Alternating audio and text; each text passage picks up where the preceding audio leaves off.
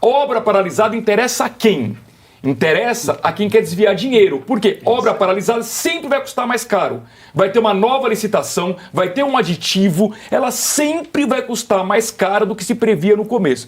Por isso que o Brasil é um canteiro de obras paralisadas. Por que será? Hein? Por que será? Olha.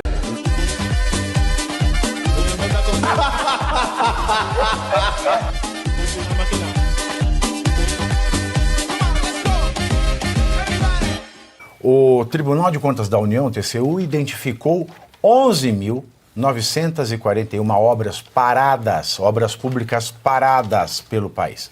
O equivalente a 52% dos contratos em execução. Não é uma ou outra, é mais da metade.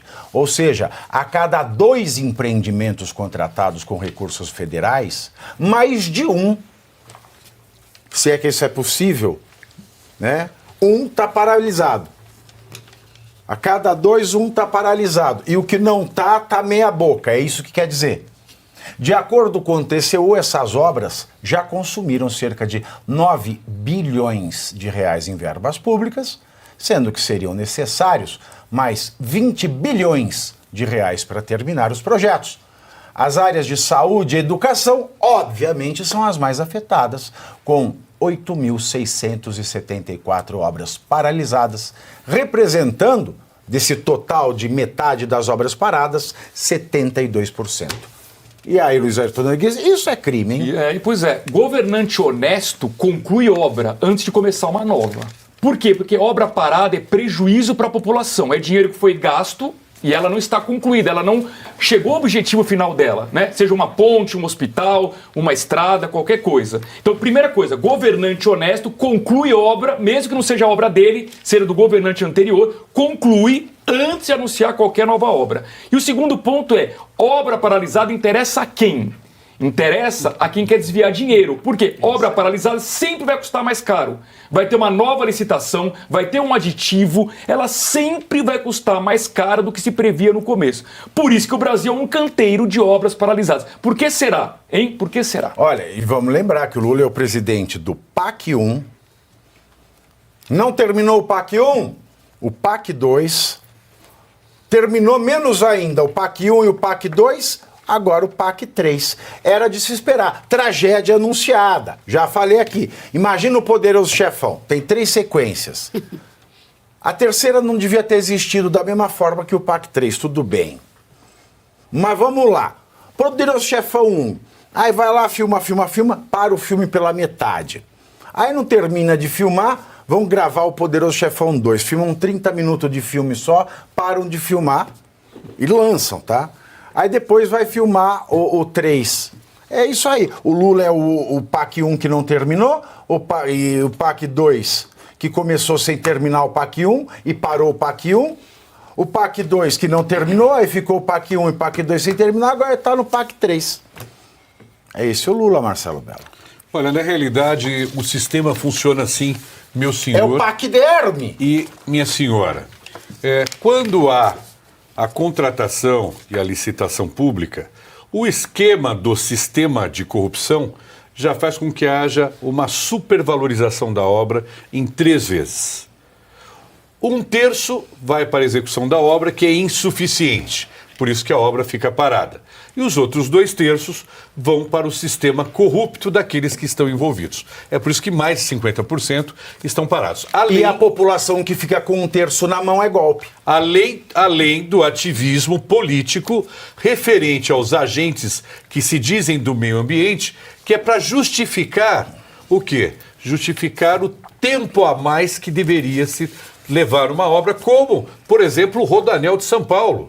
Rodoanel de São Paulo, que já consumiu 10 vezes o valor original da obra e que só vai ficar pronto em 2026. Ou a BR-116, que eu me recordo bem, eu indo de moto, Pavinato, até Rio Grande, e eu ainda de Porto Alegre, Rio Grande, eu vi aquelas máquinas do Exército terminando a duplicação. Barbaridade. Aquilo que ficou com o Tarso Genro lá durante anos, com aquela BR sem ser duplicada, o Bolsonaro com o Exército conseguiu fazer em 8 meses.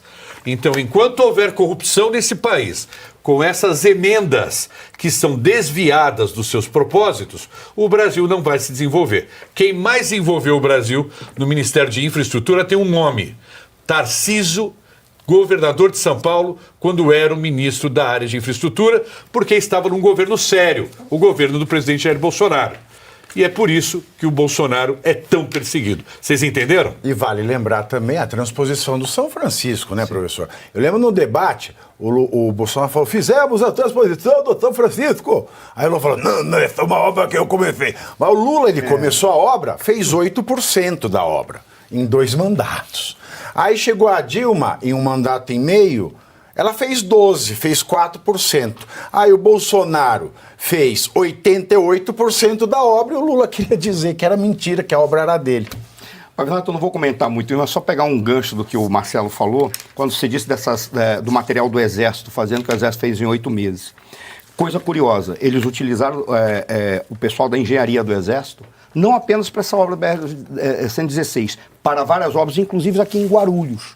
Quando chegou o pessoal do Exército, eles conseguiram concluir as obras que eram necessárias em tempo recorde e por quase 1/3 ou 40% do preço que estava estipulado, dos valores que estavam definidos. Talvez por isso agora eles não querem mais o Exército participando de nada. E ficam acusando de que o Exército entrou para a política. O Exército não entrou para a política, ele foi usado da forma correta, no momento certo, com a proficiência dos seus oficiais que estavam trabalhando dentro daquilo. O que eles querem agora? Que o Exército fique recuado, sem recursos, sem ter nenhuma capacidade e, no máximo, querem que o Exército sirva cachorro-quente em eventos históricos. É isso que eles querem agora. Por quê? Porque o Exército, quando participou ali, ele cumpriu as obras por tempo recorde e por valor recorde, por um percentual daquilo que estava sendo destinado. Aquilo que você falou, o Bolsonaro, ele viu isso. Por isso que ele conseguiu fazer execuções adequadas. Aí é que está o legal. O problema todo é que hoje a gente não sabe mais, afinal de contas, o que eles querem fazer com o Exército Brasileiro. Só esse comentário eu queria fazer em relação a isso aqui, porque isso aqui já está dado. Eles atrasam exatamente para ter nova licitação. Isso é uma forma de, vai dinheiro, superfaturamento de obra. Geisiane, nós trocamos no Brasil execuções por esses... Nós trocamos, é exatamente isso. Você conseguiu resumir aqui as trocas de gestões, né? De uma gestão que tinha um projeto de país, para que o país de fato melhorasse, e uma gestão que tem um projeto de poder, que é o que o PT quer, perpetuar-se no poder e ficar ali chupinhando. Com H. Poder com H. Exato, exatamente. Agora, olha, eu sei que talvez eu seja até voto vencido em relação a isso. No Brasil a gente tem muita obra, as formas que essas licitações de obras acontece. Saudade do doutor. Doutor Paulo, que saudade do doutor Paulo. Mas ele concluía as obras. Mas fazia. E você anda em São Paulo, meu pai conhece muito São Paulo, ele roda muito, ele é manobrista e tal, motorista. E onde ele vai passando, ele vai falando que foi maluco. A periferia era um lixo, mas os jardins eram um brinco. Pois é. Na época do doutor Paulo. Bom, mas vamos lá. Eu talvez seja voto vencido nisso. A gente sabe que tem muitas licitações que já acontecem dentro do nosso país, licitação assim para o projeto, que a gente já sabe que se pesquisar direitinho, for atrás, a gente consegue achar ali algumas coisas suspeitas. E aí, quando você tem a obra parada, como muito bem já foi dito aqui, isso aumenta mais ainda, vamos dizer assim, as suspeitas em relação a essas licitações. Esse é um ponto. Mas o que eu quero chegar aqui é que ele menciona a saúde e a educação, justamente os ministérios que estão dentro do tal do corte de gastos, que não é corte de gastos, que eu já disse aqui. O Brasil tem dinheiro, tem muito dinheiro rodando, tem muito dinheiro para fazer obra, tem muito dinheiro circulando dentro de todas essas pastas ministeriais. Nosso problema não é necessariamente o dinheiro existe, o dinheiro está lá. O que acontece é a péssima administração, e essa péssima administração é pensada, ela é projetada, é uma estratégia, ela é feita para que se seja desta maneira, para que seja ruim. Então, a minha pergunta é: onde está a Anísia Trindade, já que afeta aí a área dela, que ela é responsável por isso, e onde está o Camilo Sobreira? Ela está com a ministra da Mulher. Posso fazer uma pergunta? Está desaparecida. Quem indicou, só para não esquecer, professor, quem indicou foi a Janja, faz questão de falar isso. Por favor. favor, professor. É bem curioso. As duas pastas, a quantidade maior de obras estão nas duas pastas que têm o maior de recursos. E a Exato. pergunta que eu faço... Que é hospital e escola. Mas aqui é hospital e escola, não é só verbo, tem um hein? detalhe. Mas a pergunta que eu... Não, mas independente, é o orçamento. Hospitais... Tá ali. Mas o orçamento, mas é o orçamento. Não contempla, não E contempla. aí- Não, aqui nós estamos falando da obra, Não, eu das sei, obras. mas a obra que está contemplada no orçamento. A pergunta que eu faço é, tudo bem, por que construir tanta escola e por que construir tanto hospital e não entregar se eles podem fazer isso a um custo menor? Exemplo, por que você vai construir tanta escola se você pode apenas fazer um reaparelhamento da escola e dar ali uma configuração, uma administração cívico-militar que poderia fazer com que a escola cumprisse? É só construção. Fazer parceria público-privado. Por que não faz parceria público-privado? Por que não faz uma remuneração adequada de professores de verdade, que tem que ter uma seleção diferenciada? Por que não investe em kits de robótica nas escolas, ao invés de ter obra? O que a escola precisa é kit de robótica, precisa ter computador de verdade, não é porcaria que é jogado lá, que é restão, porque é assim que são os restos, não são computadores de verdade. Por que não fazem aperfeiçoar uma logística para a escola? Porque acharam que robótica era do verbo roboticar. Eu fiz essa pergunta só para uma coisa. Robotica, ele robotica, nós Eu roboticamos. fiz essa pergunta por uma única razão. Porque se eles tratarem do processo administrativo, que era a pergunta que eu ia fazer para a gente, processo administrativo, que é o necessário, e tratarem daquilo que é atividade fim e não atividade meio, eles não têm como fazer licitações e ficar postergando e a partir daí tá recebendo Exato. cada vez mais dinheiro ou jogando fora o dinheiro que a gente... E aí os ministros não servem essa. para absolutamente nada, a pasta ministerial gastando dinheiro, obra gastando dinheiro, não serve para nada. E aí no final do dia ele vai fazer a propaganda para anunciar o pacote de corte de gastos que não corta os gastos, remontando a luta de classes, dizendo que ajuda o mais pobre. Quando o mais pobre não tem acesso à aspirina no posto, ou tem que acordar, eu sei, porque eu moro até hoje na periferia, e eu sei que as pessoas têm que acordar 4, 5 horas da manhã para ficar lá na porta da UBS esperando uma fichinha limitada, e o meu bairro é um bairro pequeno, esperando uma fichinha limitada para ver se algum dia ela consegue uma consulta básica, tá? Consulta de coisas básicas, porque Deus os livre de ter alguma coisa mais séria depender do SUS. Então, primeiro C, você curte, que é o preço deste programa. Quanto vale o ingresso para ver este palhaço neste picadeiro bonito? Vale uma curtida. Vale o seu like, o seu joinha, o seu gostei. Então, a sua obrigação é curtir. Se puder, comente, porque quem comenta ajuda no engajamento. Então, primeiro C é curtir, segundo C é comentar, o terceiro C, o que seria muito louvável, seria você compartilhar. Tem um link que é a setinha, uma setinha assim, meia bomba. Sabe aquela, a setinha da pipa do vovô que se esforça?